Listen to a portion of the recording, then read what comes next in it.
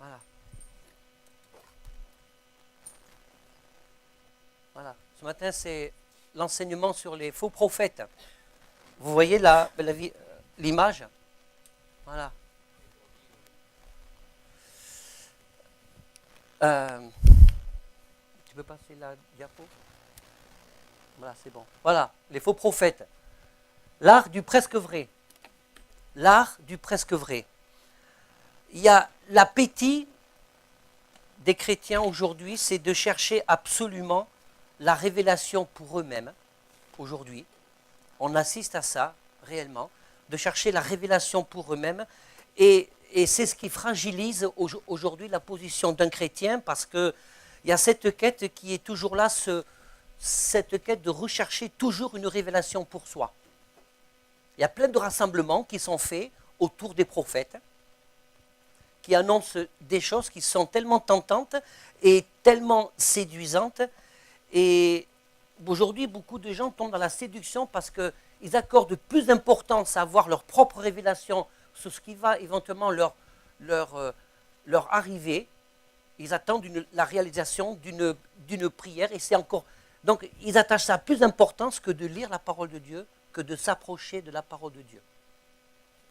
Et en introduction, je ne peux pas m'empêcher de penser à cette parabole du pauvre Lazare qui est mort, qui se retrouvait dans le paradis, et de ce riche qui a méprisé Lazare, qui est mort, qui se retrouve en enfer. Et cette parabole nous explique que ce riche était en train de s'adresser à Dieu. Il a dit, mais permets-moi de revenir sur terre pour annoncer la bonne nouvelle, pour que mes frères et ma famille et les autres ne puissent pas être à l'endroit où je suis.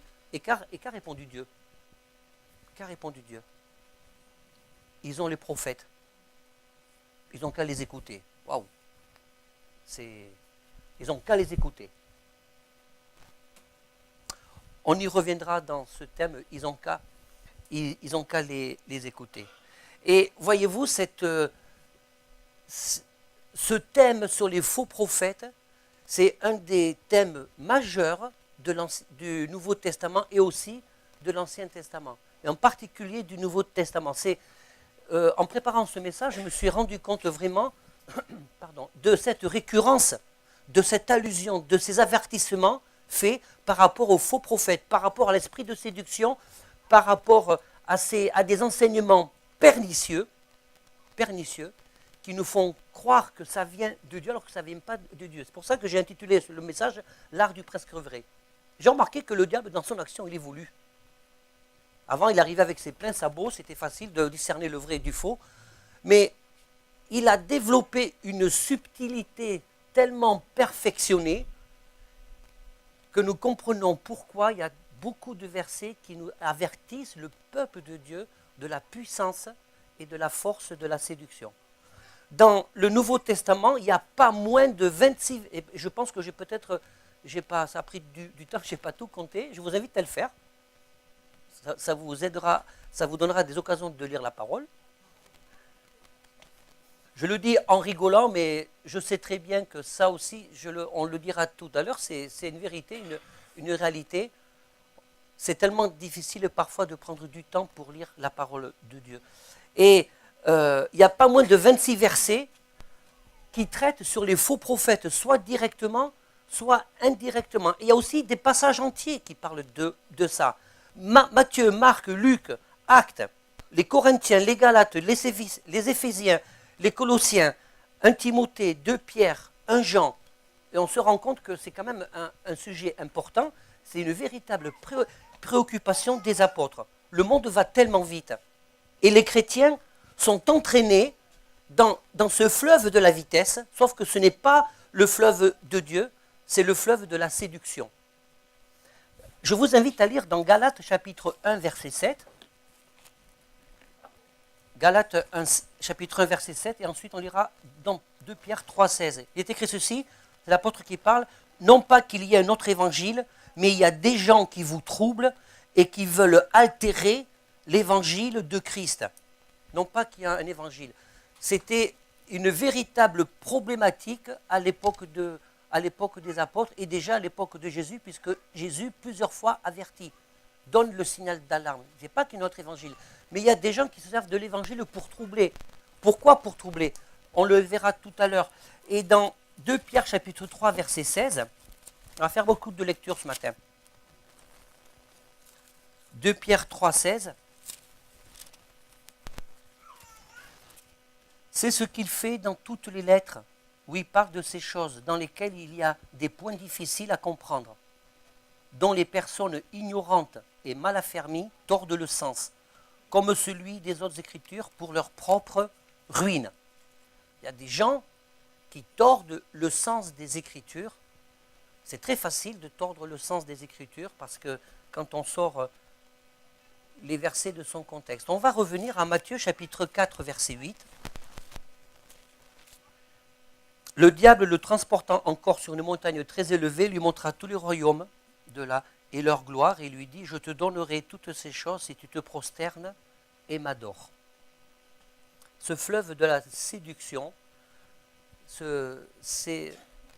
nous amène les gens, ou amène certains prédicateurs à avoir cette motivation cachée, inavouée, d'exercer le pouvoir à des fins personnelles. Ils sont capables de faire des miracles, et c'est ça le vrai problème. Et la séduction, elle est là. Le diable donne le pouvoir de faire des miracles, mais des faux miracles. J'ai fait beaucoup de recherches, c'est l'avantage d'Internet aussi. J'ai lu, j'ai vu, j'ai entendu des séances de délivrance par des prophètes. Et visiblement, les gens avaient l'air d'être délivrés d'un esprit quelconque, démoniaque, d'un lien. Et il y avait un mélange de sorcellerie, d'esprit hypnotique. Les gens, quand ils sont mal affermis, ils confondent la puissance de Dieu avec l'esprit hypnotique. Les gens confondent la présence de Dieu lorsque des gens tombent. L'esprit hypnotique fait tomber les gens. Je ne vois nulle part dans la parole de Dieu, ça ce sont des lumières qui attirent pour la séduction. Je ne vois pas nulle part dans la parole de Dieu des gens qui tombent comme en transe. Quand on tombe dans la présence de Dieu, frères et sœurs, on tombe face contre terre à genoux. On ne perd pas connaissance, fût-elle légère. Ça c'est vraiment, c'est très important. Il y a un art occulte qui s'appelle le tai chi. Vous avez entendu parler? C'est un art occulte, c'est-à-dire que les maîtres tai chi, ça il faut le savoir parce que je dis ça vraiment pour le dénoncer. L'art tai chi permet à ces maîtres qui manipulent des puissances occultes de maîtriser l'énergie magnétique qui est tout autour de nous. La Terre est un gros aimant, vous le saviez ça. Hein? Les marées, la Lune, tout fonctionne par énergie magnétique. Le diable donne cette puissance à ces gens qui rentrent dans des chemins obscurs de maîtriser l'énergie magnétique. Et par toute une sorte de gestuelle et de danse, juste en touchant le front, la personne elle fait un bond, elle se roule par terre. Et lorsque, dans mes recherches, je vois dans des manifestations de chrétiens où des choses semblables se passent. Et quand on creuse la question, les gens qui vivent ces expériences que j'appelle mystiques, je pèse mes mots, il n'y a rien qui change dans leur vie. Il n'y a rien mais qui change. La seule chose, c'est de vivre une expérience qui sort hors du commun. Et on attribue ça à la puissance de Dieu. Et là, on est dans du presque vrai. Dans tout ce genre de manifestation, ça n'amène pas les gens à la repentance. Par contre, la puissance de Dieu, c'est de voir des gens visiblement convertis. La Bible dit que tes progrès soient évidents, visiblement convertis et qui donnent leur vie au Seigneur. La véritable puissance de Dieu, c'est quand encore aujourd'hui des malades sont guéris. Amen. Là, il n'y a pas de séduction. Matthieu chapitre 7, verset 15, puisqu'on arrive à notre fin de cette série d'enseignements sur les fondements. Matthieu chapitre 7, verset 15, c'est Jésus qui parle et qui dit « Gardez-vous des faux prophètes, ils viennent à vous en vêtements de brebis, mais au-dedans, ce sont des loups ravisseurs. Vous les reconnaîtrez à leurs fruits. Cueille-t-on des raisins sur des épines ou des figues sur des chardons? Tout arbre bon porte du bon fruit, mais le mauvais fruit vient de mauvais arbres. Un bon arbre ne peut porter de mauvais fruits. Ou un arbre porter de bons, ou un mauvais arbre ne peut... Pardon, excusez-moi. Je recommence au verset 18. Un bon arbre ne peut porter de mauvais fruits, ou un mauvais arbre porter de bons fruits. Tout arbre qui ne porte pas de bons fruits est coupé et jeté au feu. C'est donc à leurs fruits que vous les reconnaîtrez.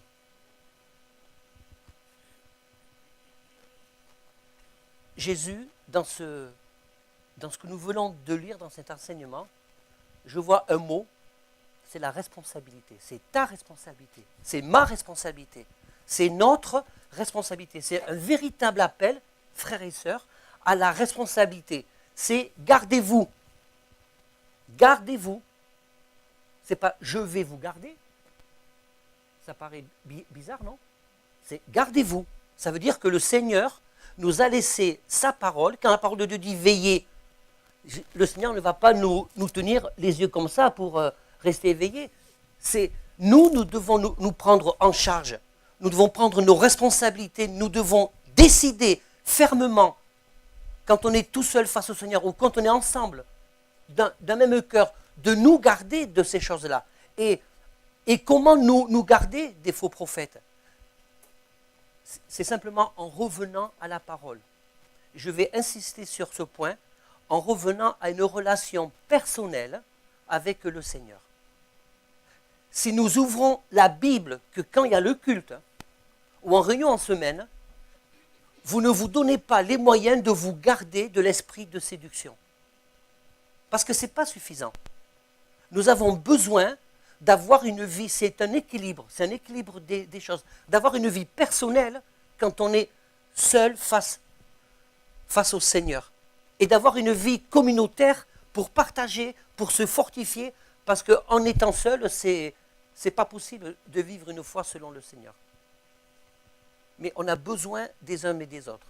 Et le fait de venir à l'église est un marqueur d'humilité, parce que on manifeste par cette action que j'ai besoin des autres aussi pour marcher dans la foi. Vous êtes d'accord? Voyez? Et le faux prophète donne des faux enseignements avec une coquille qui ressemble à du vrai. Et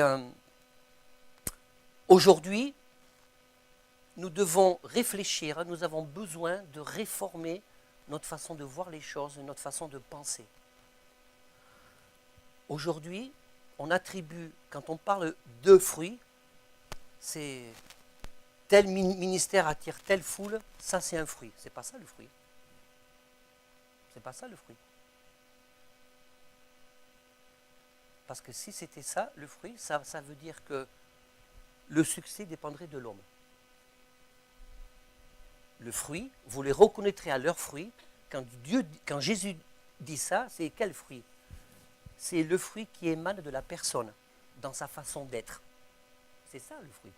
C'est dans sa façon d'être. Pas dans ce qu'il représente en tant qu'étiquette, mais dans sa façon d'être, dans la relation à l'autre. Dans Actes chapitre 8, verset 4, on ne va pas le lire, simplement, je le dis comme ça, comme c'est filmé en vidéo, et bien vous pourrez le vérifier. Il y avait Simon le magicien, en Samarie, qui faisait des miracles, et qui attirait des foules. Et la foule qui était là. Et en parallèle, et la foule était attirée par le personnage de Simon le magicien. Et en parallèle, il y avait Philippe l'apôtre, qui attirait aussi des foules, mais les gens n'étaient pas attirés par la personnalité de Philippe. Ils étaient attirés parce que Philippe disait. Vous voyez là, c'est plein de subtilités comme ça, c'est différent.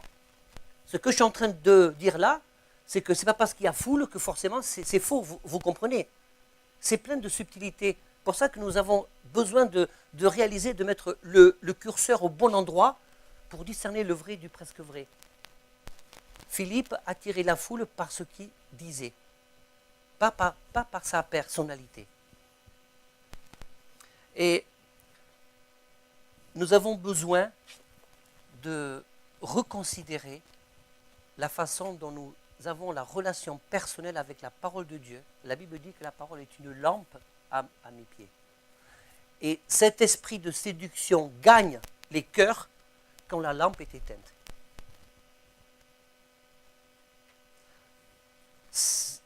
De revenir à la parole de Dieu, parce que la connaissance de la parole de Dieu nous donne d'acquérir cette sagesse et ce discernement pour que nous puissions discerner ce qui vient de Dieu et ce qui ne vient pas de Dieu. Et avec le temps, on apprend les choses. Avec le temps et avec l'expérience. Cette parole de Dieu est comme une ceinture de sécurité. C'est notre ceinture de sécurité. Il est possible que peut-être certains d'entre vous ont été victimes d'un faux enseignement, d'un enseignement pernicieux, d'un prophète mal intentionné qui ne parle pas de la part de Dieu. Et quand on est affermi, ça peut faire mal, mais on n'est pas à terre.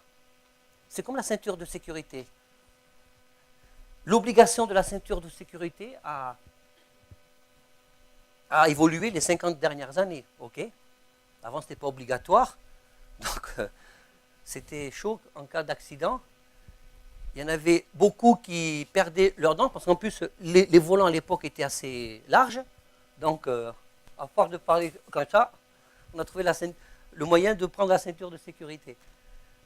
Donc, ça n'était pas obligatoire au départ, c'était conseillé, après, ça a été obligatoire. Et après, derrière, c'était obligatoire pour les enfants. Parce que dans les crash tests, on s'est rendu compte que de passer de 0 à 50 km/h brutalement en choc frontal, quand il balançait les voitures contre un mur, un enfant de 8 ans, avec l'onde de choc que provoquait le 0,50 km/h à 0 km/h, l'onde de choc faisait qu'un enfant, il allait contre ses parents qui étaient assis devant, et ses parents, ils recevaient une poussée de plus d'1 tonne pour un enfant de 8 ans. Donc recevoir derrière la nuque un choc d'1 tonne, au mieux on sort handicapé, au pire on est mort.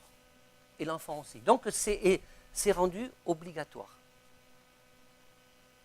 Frères et sœurs, n'attendons pas d'être séduits, prenons garde, le Seigneur dit, à ne pas être séduits, et prenons la parole de Dieu comme une ceinture de sécurité. Vous savez, quand il y a des accidents, la ceinture de sécurité sauve des vies, malgré qu'elle puisse causer une blessure, pour quelques côtes cassées, mais la vie est sauvée.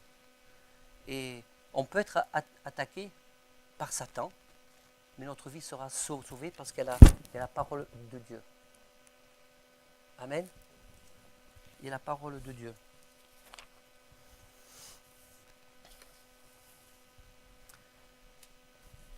Je vais vous proposer un véritable sujet de réflexion par la prochaine diapo.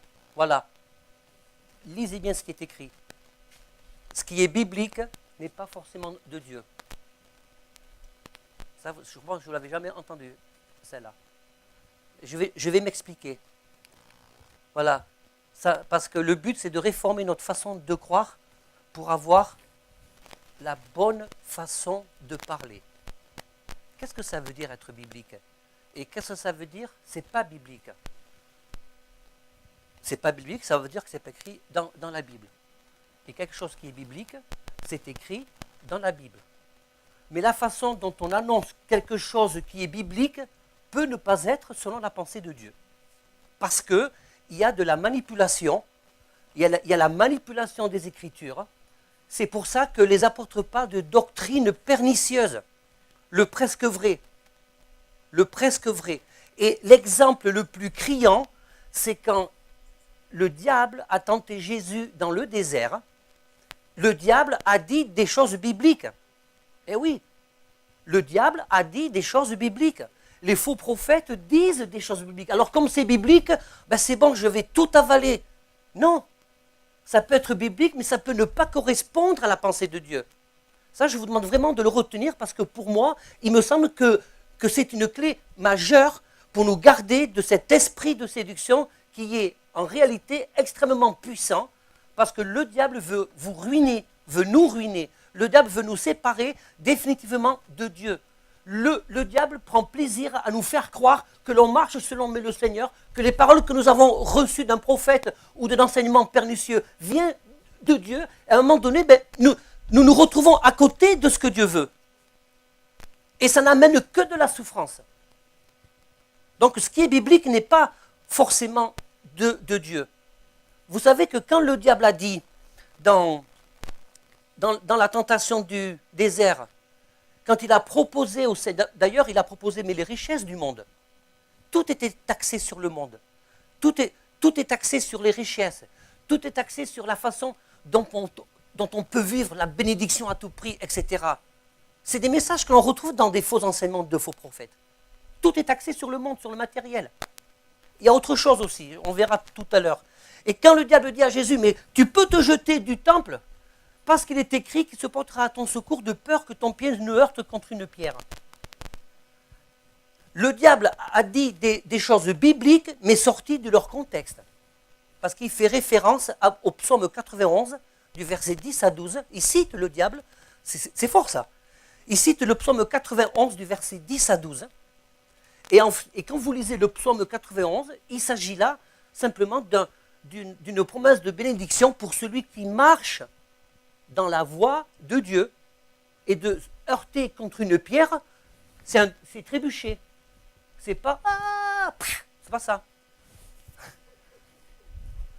J'aime bien faire des bruitages. C'est trébucher. C'est pas tomber dans le vide. Donc le diable a dit quelque chose de biblique, mais sorti de son contexte, il n'a pas manifesté la pensée de Dieu, et ça, c'est de la manipulation. C'est du mensonge, c'est de l'hérésie, c'est de la fausse doctrine. Et Jésus a répondu quoi? Tu ne tenteras pas le Seigneur ton Dieu. Il est écrit. Il cite Deutéronome chapitre 6 verset 16. Lorsque Dieu demande à son peuple de ne pas le tenter comme il a fait à Massa, c'est-à-dire tenter Dieu, c'est de se mettre en danger en disant Seigneur, tu vas me garder. Dieu, ce n'est pas un distributeur automatique. Hein. Dieu, ce n'est pas notre garde du corps. Et Jésus a cité, il est écrit aussi. Quand je dis Dieu, ce n'est pas notre garde du corps, dans le sens, il n'est pas à nos ordres. D'accord? Il est notre gardien. Il est notre gardien. Parce qu'un garde du corps, on le prend pas. Un garde du corps, il ne dort pas avec ses clients que je sache. Et Dieu n'est pas notre garde du corps, il est avec nous tous les jours, H24. Même pendant notre sommeil, vous voyez. Et il est écrit aussi. Frères et sœurs, on a besoin de toute la révélation de Dieu pour pouvoir comprendre et discerner ces choses. Comment reconnaître un faux prophète? Tu peux passer l'autre diapo. Reconnaître un faux prophète. Ils ont des axes de fonctionnement qu'on peut identifier assez facilement. Il faut juste les retenir. Il y a une chose, la spécialité d'un enseignement prophétique erroné, c'est basé sur l'axe du presque vrai. Vous voyez, c'est ça. Vous voyez, il est un peu gros celui-là. Et c'est normal qu'il soit gros parce que souvent, l'axe principal du faux prophète, c'est le rapport à l'argent. Donc, il se gave. Mais ça, c'est toujours le rapport à l'argent. C'est le fond. C'est le fond du commerce, c'est l'argent. Et Jésus l'a prévenu. Le Dieu Mammon, le Dieu de ce monde, c'est l'argent. Et il y a cette séduction qui est faite, il met sa personne en avant. Vous voyez certaines affiches, c'est waouh, vous voyez la tête des bonhommes derrière une espèce de lueur, c'est très subliminal comme image. Hein. Vous avez l'impression que c'est les saints, c'est déjà que la gloire de Dieu est sur eux. il faut avoir, le Seigneur veut que nous développions un esprit critique, hein, pas pour critiquer, l'esprit critique pour pouvoir analyser les choses. Et on ne peut pas développer cet esprit critique pour avoir cet esprit d'analyse si on ne connaît pas suffisamment la parole de Dieu et quelle est la pensée de Dieu pour moi, pour nous aujourd'hui. Vous me suivez? Donc, il met sa personne en avant. Il y a une interdiction absolue de sa propre remise en cause. On ne touche pas au serviteur de Dieu, loin de Dieu. Je suis désolé, je ne suis pas loin de Dieu. J'ai aucun pasteur n'est loin de Dieu. Vraiment. Je prends la responsabilité de dire ça. Parce que le seul loin, on le retrouve dans l'Ancien Testament. Dans le Nouveau Testament, trouve un passage qui explique clairement qu'un apôtre, un appelé, est loin de Dieu. Il a reçu l'onction de Dieu. Mais être loin de Dieu, c'est une particularité. On se sert de certains passages pour dire on ne touche pas loin de l'Éternel. Là, dans le Nouveau Testament, on dit qu'il faut respecter ceux qui enseignent la parole de Dieu parce qu'il ne serait pas à votre avantage de faire en sorte à ce qu'ils puissent le faire dans la douleur et dans les larmes. C'est tout autre chose. On est justement dans le respect de l'appel que Dieu met dans le cœur, au même titre qu'un ministre du culte, qu'un ministère doit respecter à combien plus forte raison ceux qui les enseignent et pas les emmener dans des fausses voies. C'est jamais à sens unique. Donc il y a cette interdiction de remise en cause des enseignements. Et les prophéties sont toujours axées sur les personnes, uniquement sur les personnes. Je vous assure, vous prenez des rassemblements où il y a les prophètes de ceci et de cela, quels sont les thèmes majeurs? Amour, travail, santé, bénédiction, résolution de tous les problèmes. C'est que ça. Vous allez regarder, j'étais sur des sites de voyance et de marabout. Il y en a qui font la grimace. Ben si, j'étais pour regarder comment ça fonctionne. On retrouve les mêmes thématiques. On retrouve les mêmes thématiques. Et la séduction, elle est là. On retrouve toujours les mêmes thématiques. Et ce qu'il y a, c'est qu'il y a des gens qui sont séduits parce qu'ils confondent la prophétie avec l'art divinatoire. Et à ce niveau-là, c'est de l'art divinatoire. C'est de la prophétie déguisée. C'est de l'art divinatoire déguisé en prophétie. Et ça fait des dégâts considérables. Et donc, comme c'est lié à l'argent, vous remarquerez, j'ai observé que les gens sont amenés à donner de l'argent. J'ai lu, j'ai entendu, ça fait un moment que je prépare ce message, donc ça fait un moment que j'ai eu le temps de faire tout ça, j'ai lu, j'ai entendu des messages de gens qui s'affichaient comme prophètes et qui utiliser des expériences personnelles ou des expériences vécues par d'autres personnes comme un enseignement. Or, ça c'est une séduction subtile. On ne peut pas construire une doctrine, un enseignement à partir d'une expérience. On ne peut pas construire un enseignement à partir d'une expérience. Une expérience, elle est personnelle et individuelle. Le seul enseignement qui vaille est tiré directement de la parole de Dieu.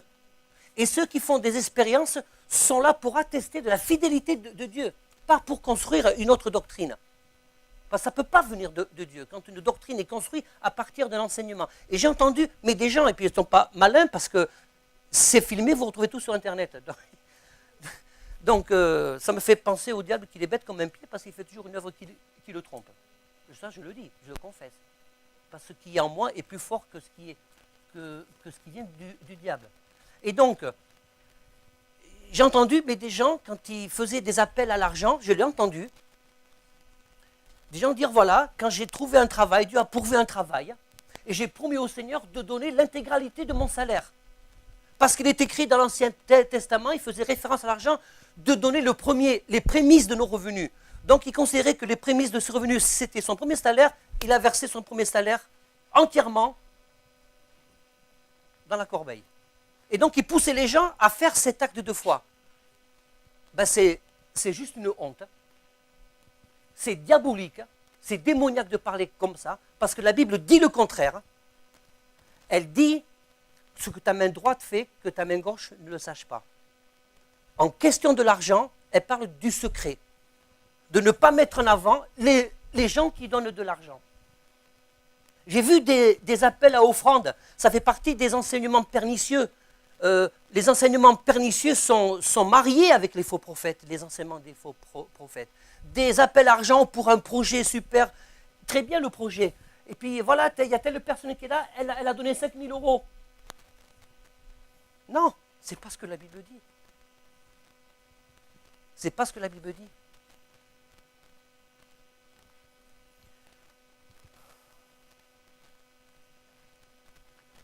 Aussi des enseignements dire pense pas à ton loyer, donne l'équivalent de ton loyer, Dieu pourvoira. Ben, c'est sûr que Dieu pourvoit pour celui qui prêche comme ça, parce que c'est lui qui reçoit. Là, il est gagnant à tous les coups. Voilà. Et tous ces ministères qui sont dans l'opulence, tant mieux. Je crois que Dieu peut bénir un ministère financièrement, c'est sûr. Mais frères et sœurs, il y a des limites quand même. Moi, ça me pose un problème lorsque quelqu'un, de par prêcher la parole de Dieu, arrive à se payer un avion privé. Je suis désolé, un ministère n'est pas un cadre supérieur d'une multinationale. Qu'il ait une belle maison, une belle voiture, mais il y a des limites. Ça me gêne, vraiment, ça me pose question. Quand j'ai la possibilité, quand j'entends certains enseignements, j'essaie de savoir quelle est la personne qui se cache derrière. Faites aussi des recherches. Ça me pose question lorsqu'un ministère affiche une maison de plusieurs millions de dollars. Bien sûr qu'il faut vivre. Souvent, les appels à l'argent, c'est ça la manipulation, loin de l'Éternel. Donner de l'argent pour que la parole de Dieu puisse être annoncée. Oui, c'est surtout pour celui qui annonce la parole de Dieu puisse bien se sentir. Et puis, cette histoire d'argent, ça correspond aussi à la mentalité de notre siècle. Il y a des prophètes qui font des appels à l'argent. Je vous dis parce que c'est un critère qui nous permet de ne pas être séduits, c'est que ça correspond à la mentalité de ce monde. C'est-à-dire, donne de l'argent et Dieu va te bénir. Ce n'est pas dans la Bible, ça. De l'annoncer comme ça, même s'il y a des versets et ils utilisent des versets comme on fait le diable. Voilà. Mets-moi à l'épreuve et tu verras si je ne vaux pas les écluses des cieux. C'est sorti totalement de ce contexte. C'est-à-dire que là où c'est diabolique, c'est qu'il pousse les gens à se mettre en danger financièrement pour donner un maximum d'argent. Et les gens se sont trompés. Dans le Nouveau Testament, on retrouve cette notion de secret, donne selon ton cœur et avec joie, pas avec peur. Et les gens se mettent à donner avec peur. Parce que les faux enseignements, les enseignements pernicieux sèment la peur, la crainte mal placée dans le cœur des gens. Ça, c'est contraire à l'amour de Dieu. L'amour de Dieu ne sème pas la peur. Si vous avez reçu des enseignements qui ont provoqué chez vous la peur, ça ne vient pas de Dieu. Ça ne peut pas venir de Dieu. Par contre, quand ça vient de Dieu et que Dieu met le doigt sur un aspect de notre vie à changer, on n'a pas peur. On est juste triste. On est juste triste. On est amené à la repentance et à demander pardon au Seigneur. On est triste parce que le Saint-Esprit qui est en nous a été attristé par notre faute, par notre péché. Alors oui, on peut être triste. On peut se sentir coupable, mais pas peur. On n'a pas peur. Ce qui caractérise un faux prophète, c'est son isolement. C'est son isolement. Voilà. C'est des gens qui naviguent. Alors, ce qui est pire, c'est quand ils sont. Ce qui peut être pire, quand c'est un faux. Dans le cas d'un faux prophète, je ne dis pas que tous les prophètes sont faux, c'est quand ils exercent un ministère dans leurs propres églises et qu'ils ont la suprématie absolue. Pasteur, prophète. Et il y a aussi, c'est l'isolement, c'est ceux qui ne sont pas soumis à des églises. Un ministère doit être soumis à son église. Un ministère doit être soumis à ses pairs. P-A-I-R-S. S, à ses pairs. Comment peut-on enseigner la soumission si je dis, moi je suis soumis qu'au Seigneur? Alors, des ministères qui vous disent qu'ils sont soumis au Seigneur, qui reçoivent tout directement de Dieu, et Dieu m'a dit, donc automatiquement, ils ferment la porte à tout dialogue, à toute controverse. Et ils ne permettent pas aux gens d'exercer les prérogatives que Dieu nous donne à travers sa parole, d'examiner ce qui est dit. Quand on ne peut plus examiner ce qui est dit, là, les lumières doivent s'allumer, frères et sœurs. Et j'ai remarqué aussi que ces faux prophètes, ils ont un véritable don, qui vient du diable, de discerner, de deviner vos propres pensées. Et à partir de là, ils construisent une prophétie. Ça, c'est une réalité. Il y a toujours ce rapport à l'argent. Vous savez, les faux prophètes ont inventé la loterie chrétienne, la loterie évangélique. C'est-à-dire, je donne une certaine somme et Dieu va me bénir au centuple. Même s'il y a des choses qui sont écrites dans la Bible, c'est sorti totalement du contexte. Et cet esprit de loterie, on le retrouve dans notre société. Hein. Je vais vous parler en 2 secondes de la Française des Jeux. Vous connaissez ? Vous savez que la Française des Jeux a connu un bond de chiffre d'affaires entre 2000 et 2016 de 120%. En 2000, les Français jouaient pour 6,5 milliards d'euros. En 2016, 14,5 milliards d'euros. Alors que le nombre de joueurs a diminué de 14%. Lol. Le nombre de joueurs a diminué de 14% en 16 ans et les mises en jeu ont augmenté de 120%. Ça veut dire que les gens misent de plus en plus des sommes fortes pour respirer. Et comme il y a des gagnants, ils se disent, je vais peut-être gagner moi aussi, alors je vais y aller. C'est l'État le premier gagnant, comme le faux prophète. C'est lui le premier gagnant. Vous comprenez ? Vous savez qu'il a été prouvé que pour ceux qui ont fait des études dans les maths, il y a des lois mathématiques. Hein. Donc il y a des scientifiques qui sont penchés sur tout ce qui est jeu de hasard. Et du point de vue scientifique et mathématique, il est impossible de gagner au loto. C'est impossible sur toute une vie. Par rapport à la probabilité, aux milliards de combinaisons possibles. Alors, mais il y en a qui gagnent, oui.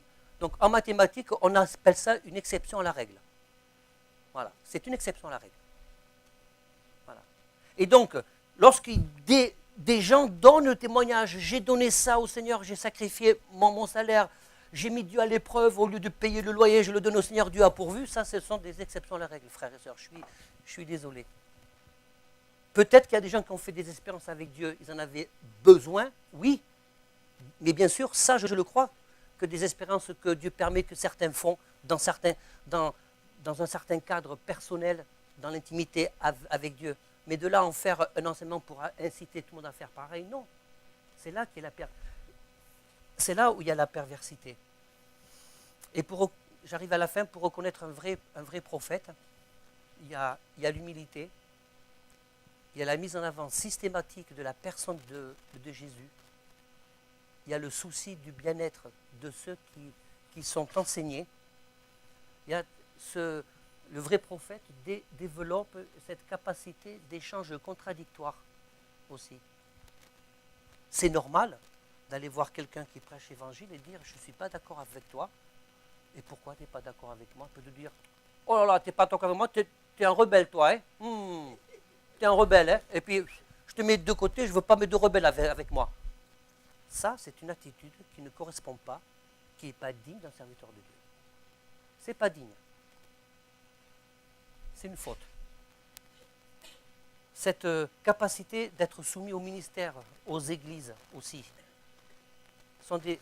Les prophéties, elles sont centrées sur Dieu. Les prophéties qui sont données sont centrées sur le Seigneur. Pas sur ton moi, pas sur ce que tu as envie. C'est centré sur le Seigneur. C'est-à-dire qu'une prophétie qui vient de Dieu, elle a pour but de nous rapprocher du cœur de Dieu et nous amène à la repentance.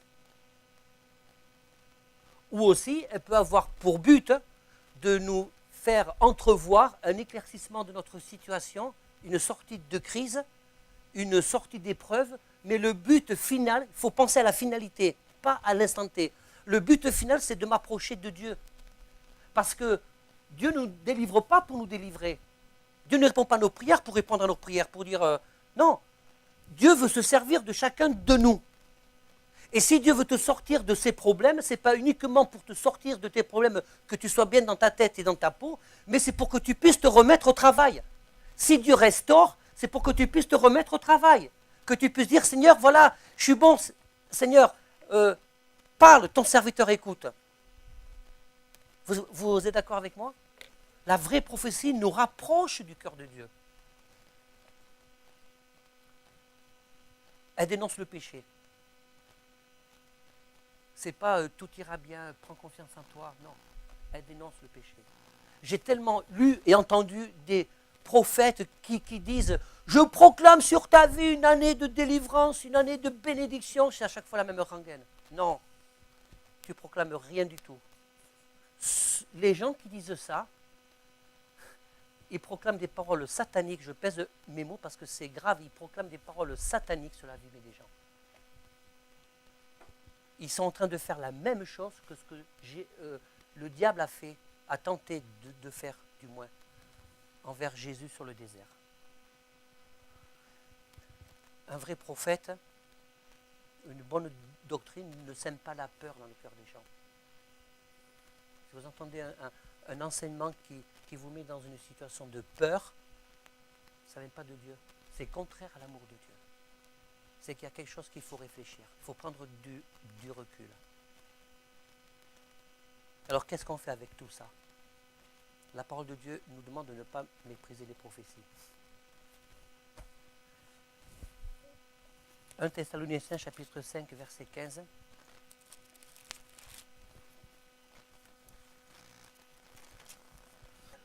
Prenez garde que personne ne rende à autrui le mal pour le mal, mais recherchez toujours le bien, soit entre vous, soit envers vous. Priez sans cesse, rendez grâce à Dieu en toutes choses.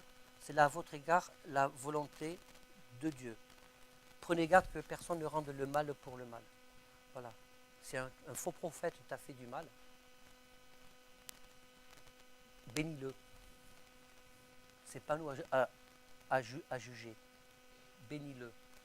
Parce qu'en bénissant ceux qui t'ont fait du mal, tu rentres dans un principe puissant, spirituel, qui est une véritable bombe atomique contre l'action du diable. Vraiment. La bénédiction prononcée sur la vie de quelqu'un qui t'a fait du mal est une bombe atomique contre l'action de Satan.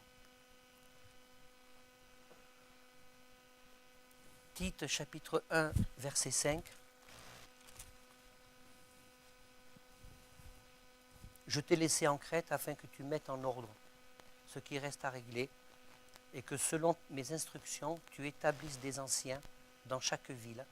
Si s'y trouve quelque homme irréprochable, marié d'une seule femme, ayant des enfants fidèles qui ne soient ni accusés de débauche, ni rebelles.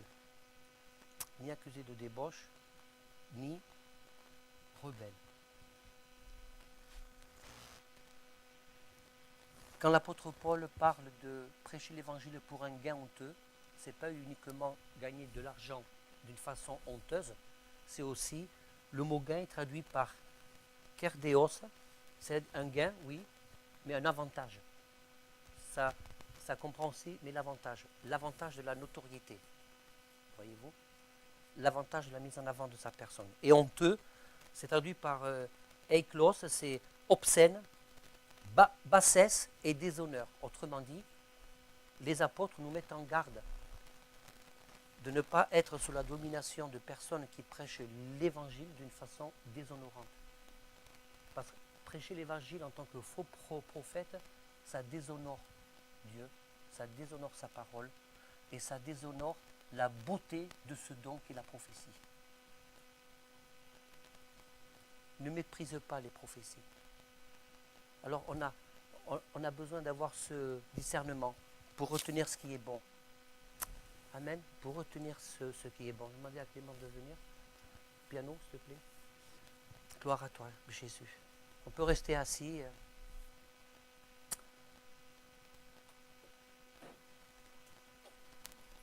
Avant de laisser la place à Daniel pour qu'il puisse prier pour la Sainte Seine, je voulais qu'on la prenne à la fin. Que ton nom soit béni, Jésus.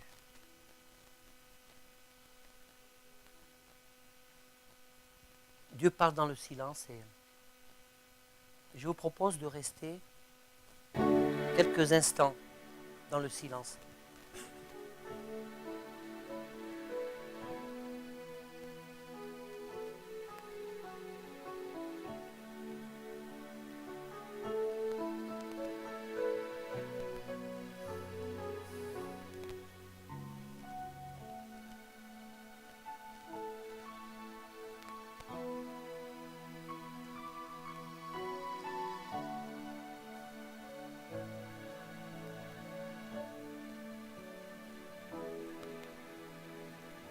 Je voudrais vous faire part d'une conviction là, que j'ai depuis que je suis en train de prêcher.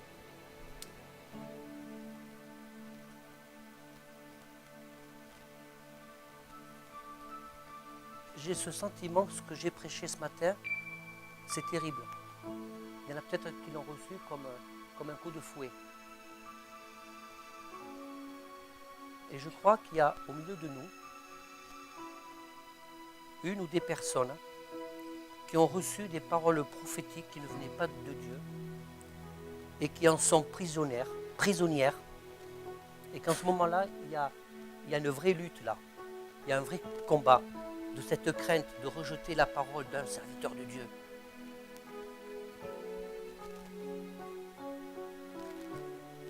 Je n'ai pas l'habitude de parler comme ça. Écoutez bien ce que je vais vous dire. Pendant que je prêchais, j'avais l'impression que mes jambes se dérobaient. Je ne me sentais pas bien sur mes jambes. Dans mon cœur, oui. Et je sens qu'il y a des gens qui sont tourmentés par ce mauvais esprit, qui est la fausse prophétie. Et le Seigneur veut te délivrer ce matin. Le Seigneur veut vraiment te délivrer ce matin.